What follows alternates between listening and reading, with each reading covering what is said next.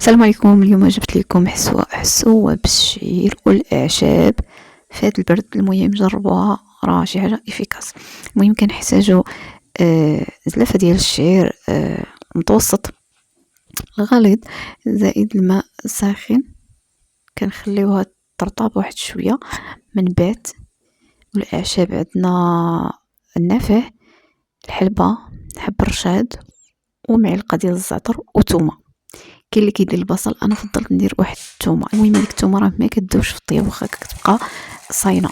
المهم كندير الماء الساخن، من بعد كنزيد عليه زلافه ديال الشعير اللي رطبت. المهم هادي راه كطيب دغيا، يعني ماكسيموم نص ساعه تقريبا كطيب. المهم كندير كلشي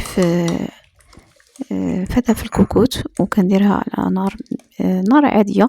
كنزيد زيت زيتون والملح والابزار. من بعد كنخليه حتى كيطيب، كنخليه شي 10 مينوت كطيب. من بعد كنزيد الاعشاب.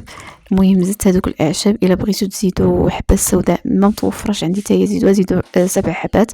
المهم هاد الوصفه كدار بالليل، يعني في هاد البرد، في هاد الاجواء ديال البرد. المهم هاد الوصفه راه افيكاس وكتقوي حتى المناعه. المهم كنخليه كيطيب مده 15، ما كنسدش عليه، غير عادي هكا. ما كنسدش الكوكوت، كنخليه كيطيب 15 دقيقه. المهم راه دغيا كيطيب. المهم الشعير هذاك الغليظ، عفوا ماشي المتوسط، الغليظ. المهم كنخليه 15 دقيقه كيطيب على نار متوسطه. من بعد كنضيف الحليب.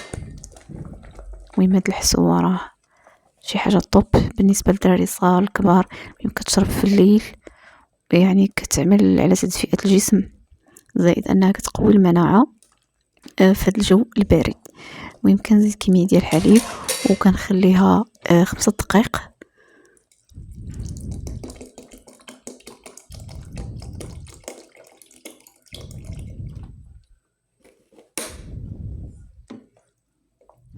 من بعد كنقدمها.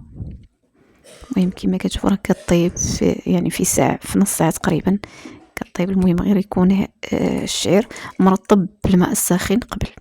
المهم راه دغيا كطيب، كتجي روعه.